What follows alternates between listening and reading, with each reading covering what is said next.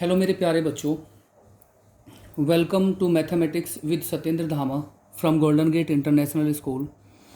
Are S Agarwal, class 8, third chapter is in process, squares and square roots. We have completed two questions already.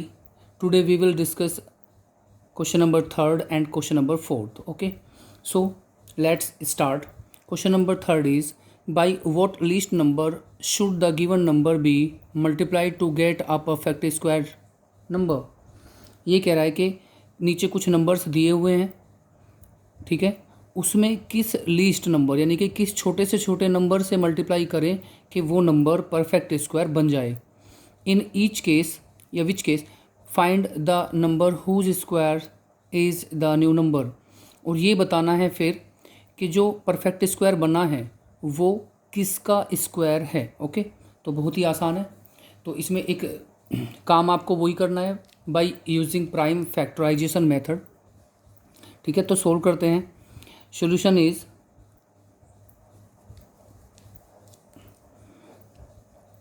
by using prime factorization method. Prime factorization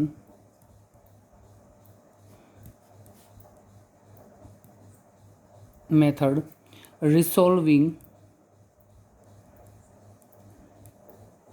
जो आपका question है उसको लिखेंगे 3380 into factors. इसके यानी कि हमें factors निकालने हैं by using prime factorisation method. So आपको आता है प्राइम फैक्टराइजेशन मेथड. मैंने बताया था आपको कि ये प्रोसेस है उसको करने का. ठीक है बच्चों, सबसे पहले कोई भी नंबर को हम 2 से डिवाइड करते हैं. 2 से डिवाइड नहीं होता then go to 3, after that 5, after that 7. आपको 1 बाई 1 चेक करना होता है because this is prime factorisation method. तो प्राइम नंबर से ही हम डिवाइड करते हैं. प्राइम फैक्टराइजेशन मेथड क्यों बोला गया?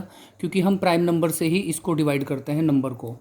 तो ये जो आपका प्रोसेस है इसको फैक्टराइजेशन मेथड बोलते हैं, प्राइम फैक्टराइजेशन मेथड बोलते हैं. सो सबसे पहले 2 से डिवाइड करते हैं. 2 1 जा 2, 1 13 हो गया, 2 6 जा 12, 1 18, 2 9 जा 18 एंड 0.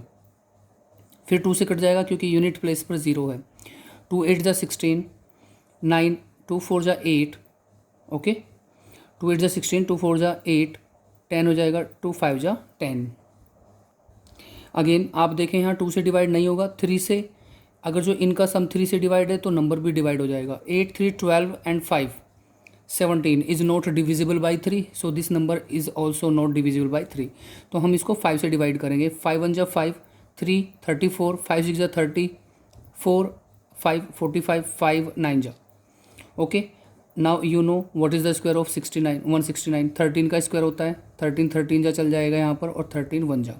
सो फैक्टर्स आर, आप फैक्टर्स लिख सकते हैं 2 into 2 into 5 into 13 into 13.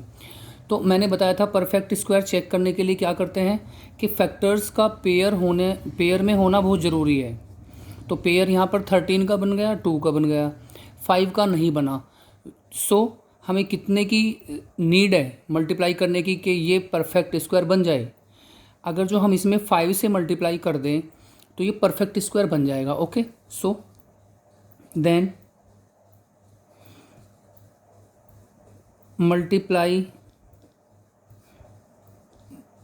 by 5 to make this number a perfect square. तो हमको ज़रूरत है इसमें 5 से मल्टीप्लाई करने की, तो ये परफेक्ट स्क्वायर बन जाएगा. और यही पूछ रहा था कि छोटे से छोटे नंबर से किस छोटे से छोटे नंबर से मल्टीप्लाई करें कि ये नंबर परफेक्ट स्क्वायर बन जाए. तो जो पेयर में नहीं बन रहा है उसमें उतने से मल्टीप्लाई कर दो. देखो यहाँ पर 5 से मल्टीप्लाई करेंगे तो एक 5 से मल्टीप्लाई करने पर 2 5 हो जाएंगे, मतलब पेयर हो जाएगा. सो नंबर कैसे हो जाएंगे फिर? 2 इंटू 2 13 इंटू 13, ये तो पेयर बन रहा था. एक 5 था ऑलरेडी और एक 5 ये मैंने अपने पास से मल्टीप्लाई कर दिया, ठीक है। तो छोटे से छोटा नंबर 5 है वो, तो ये परफेक्ट स्क्वायर बन जाएगा, ठीक है, बन गया। और बनेगा किसका, एंड वी कैन राइट, हम इसको ऐसे भी लिख सकते हैं 2 का square and 13 square and 5 square now. तो ये जाएगा 2 इंटू 13 इंटू 5 होल स्क्वायर। और ये क्या क्या हो जाएगा, अंदर मल्टीप्लाई करेंगे जब 13 टू जा 13 5 जा 65 टू जा 130 स्क्वायर। तो किसका स्क्वायर है ये है 130 का स्क्वायर, ठीक है। ये परफेक्ट स्क्वायर तब बनेगा जब 5 से मल्टीप्लाई कर देंगे, क्योंकि यहाँ पर एक 5 की कमी थी। और कंप्लीट करने के बाद कितने का स्क्वायर बनता है ये 130 का स्क्वायर जब करेंगे तो वो परफेक्ट स्क्वायर आ जाएगा। So answer is 130 and 5 and 130। 5 क्या है, least number which we multiplied to make a perfect square, and 130 is that number which square is the perfect square. Okay.